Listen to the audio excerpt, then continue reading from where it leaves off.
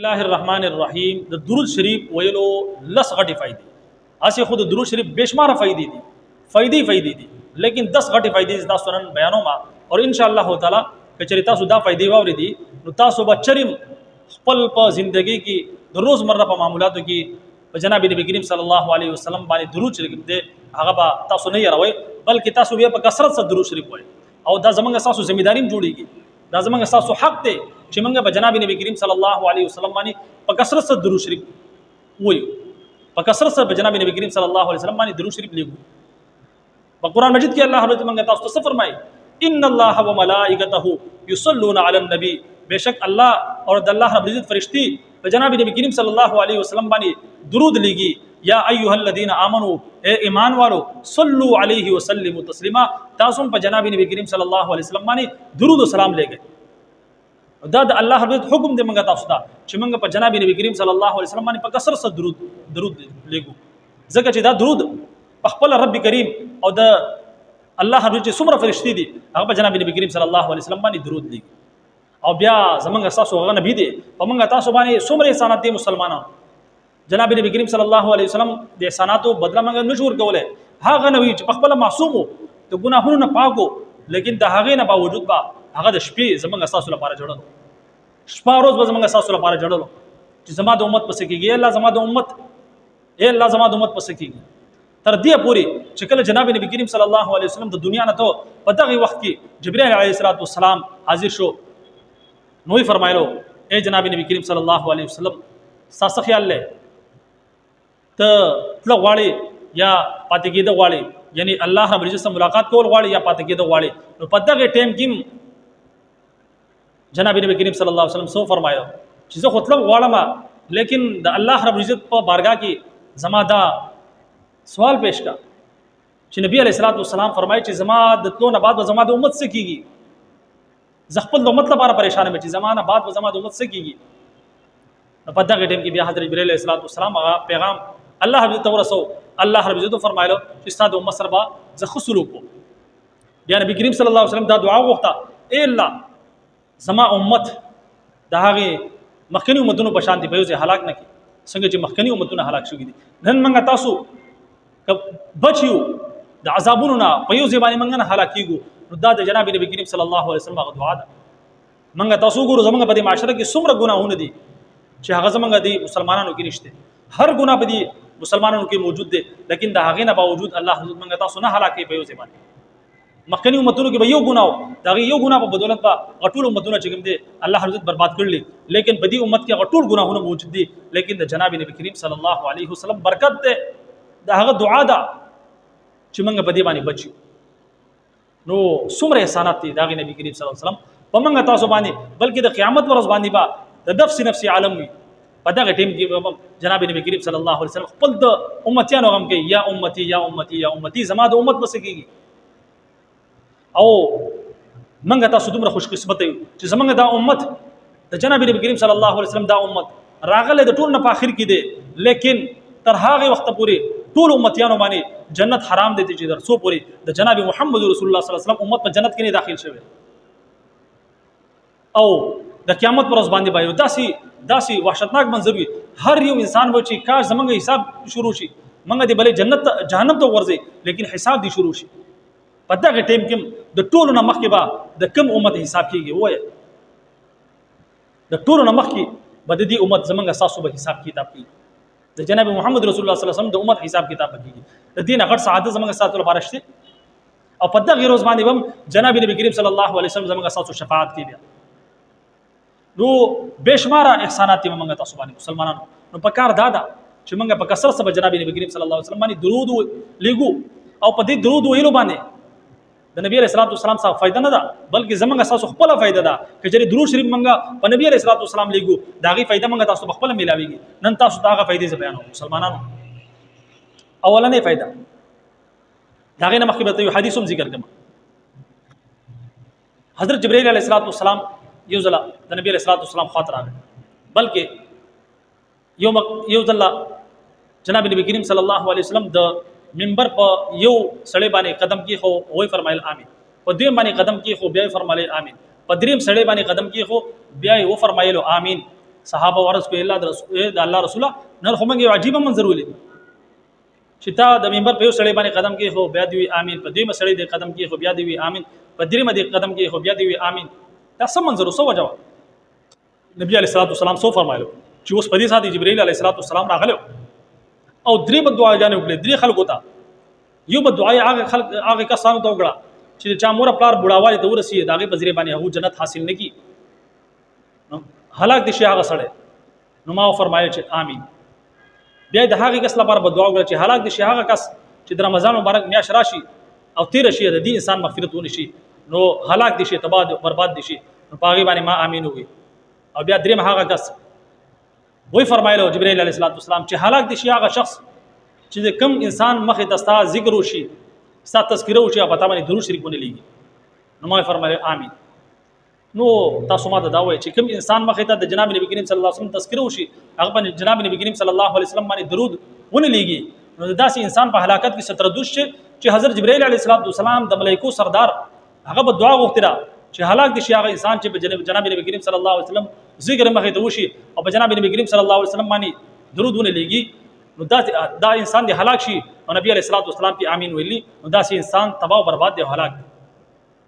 نو په کار دار چې منګه په کثرت سره جناب نبی کریم صلی الله علیه وسلم باندې درود لګو، په هغه کې زمونږ د دنیا بشمار فائدې دي او د آخرت هم بشمار فائدې دي. یو فائدہ اولنې فائدہ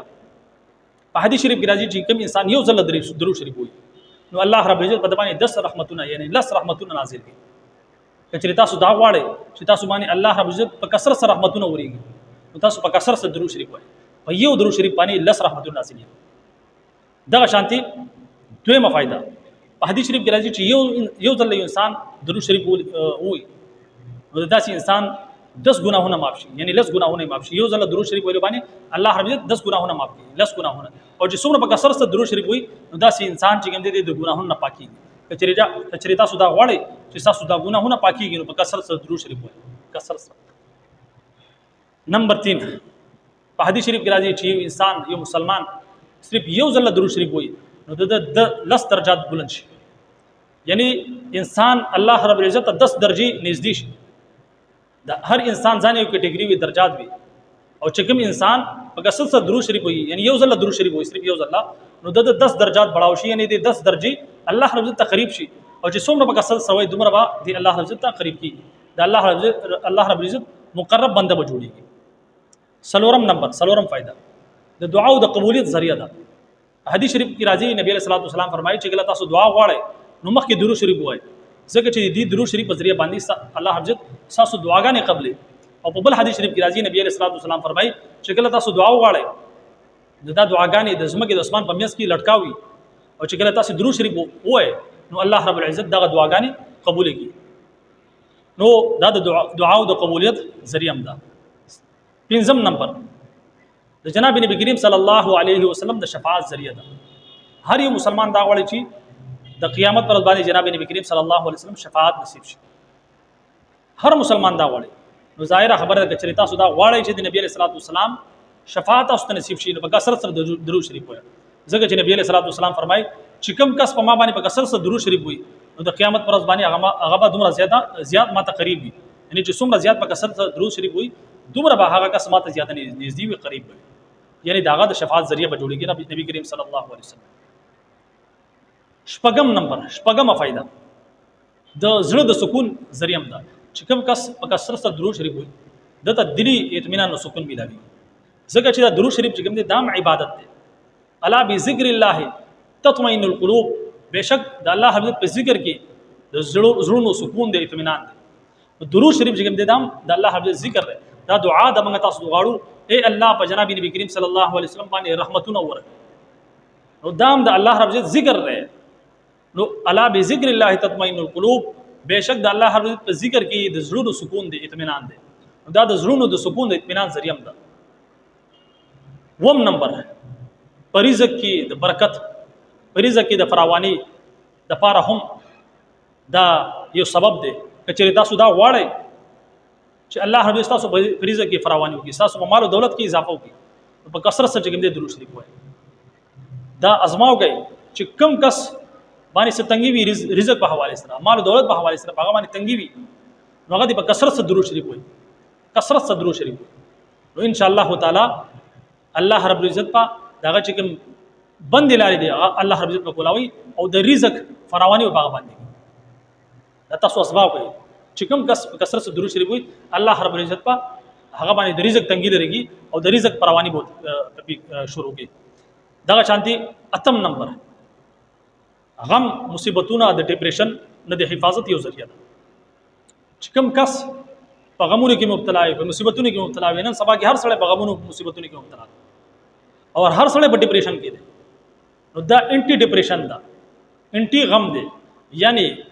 دا چې کوم بزرګان دین دي هغه خلک چې کوم کسانو باندې ډیپریشن د غم بیماری د ډیپریشن بیماریان دا غو لپاره دا ورکی چې په کثرت سره درود شریف وایي،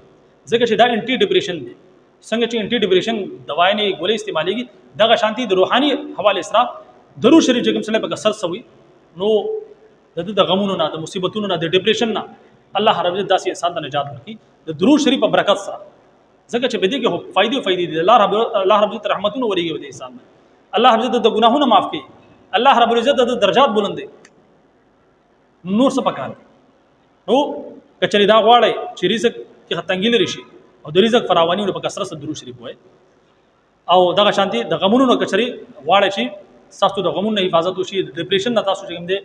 الله رب تاسو حفاظت وکي، نجات درکړي. نو د هغه لپاره په کثرت سره درود شریف. نهم نمبر په قبر کې او په آخرت کې د قبر په تیرو کې دغه شانتي د آخرت په تیرو کې د تاسو لپاره رڼایي ده. په حدیث شریف کې راځي چې درود شریف دا د آخرت په تیرو کې دا یو روشنايي ده، دا یو رڼا ده. کچره تاسو دا غواړئ چې تاسو قبر روشن شي، د قبر په تیرو کې تاسو ته روشني ملاوي شي، د آخرت په تیرو کې تاسو ته روشني ملاوي شي. ځکه چې دغه نور ریډونه نه وي بلکې دا اعمالو دا لیټ بوي تاسو سره دغه رڼایي بوي، درود شریف رڼایي به تاسو لوي چې کچره تاسو دا غواړئ چې تاسو په قبر کې روشني وي، تاسو په آخرت په منزلونو کې چې تیرو کې تاسو د الله رب روشني نصیب کړي. او دا درود شریف چې کوم دی دا د آخرت په منزلونو کې چې کوم تیری دي دا په هغه کې نور ری او روشنی ده او رڼا ده. او دغه شانتي لسم نمبر د جناب نبی کریم صلی الله علیه وسلم سره د محبت بڑاویدو یو ذریعہ ده. چې کوم انسان دا وړي بلکې هر مسلمان دا وړي چې جناب نبی کریم صلی الله علیه وسلم محبت زما په زړه کې پیدا شي او پیدا کیده پکار دي. ځکه چې نبی علیه الصلاه والسلام څه فرمایي لا یؤمن احدکم حتى اكون احب الیه من والده وولده والناس اجمعین. پتا سو کې یو مسلمان تر هغه وخت پورې مسلمان نشي کېدی چې تر څو پورې خپل د مور خپل نه خپل د اولاد نه او خپل په پوره دنیا کې د هر شي نه زو ته زیات نه پخ شوی تر هغه وخت پورې تاسو مسلمان نشي کېدی. لا یؤمن احدکم تاسو کې هغه وخت پورې یو مؤمن نشي کېدی چې تر څو پورې زما محبت د مور خپل د بچونه او د دنیا د هر شي نه پسړه کې نه راغله پسړه کې نه پیدا شوی د هغه وخت پورې تاسو مؤمن نشي کېدی. بلا تاسو ماته دا وې تاسو پسړه کې خپل بچونه خپل د مور خپل نه یا خپل د ځان نه یا د دنیا نه جناب نبی کریم صلی الله علیه وسلم محبت زیات دی یا کم دی. پس په یقین سره وایي که کمی نو یاد وساتئ دا د بې ایمانی علامت دی. دا کامل دا انسان کامل مؤمن نه دی بلکې د ناقص مؤمن دی. کامل مؤمن هغه دی چې د مور خپل خپل د ځان خپل د بچو خپل د خزي خپل د جایداد د مال د دنیا جناب نبی کریم صلی الله علیه وسلم زیات محبوب شوی نه تر هغه وخت پورې تاسو مؤمن نشئ کېدی.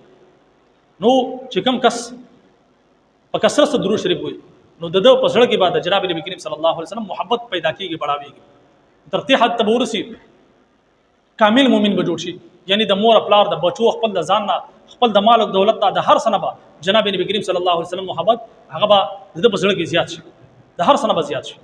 نو دا د کامل مؤمن علامت ده. بهر حال د دین علاوه بشمار فائدې دي د درود شریف په کاردار چې موږ په کثرت سره جناب نبی کریم صلی الله علیه وسلم باندې درود شریف وایو سارو موي او مخام موي او چې څومره زیات موږ وایو په دې کې خپل زمونږه فائدہ د دنیا فائدې دي د آخرت هم فائدې دي. الله حفظت موږ تاسو له د سمجھ او د عمل کولو توفیق راکړي. اجازه راکړي. السلام علیکم ورحمت الله وبرکاته.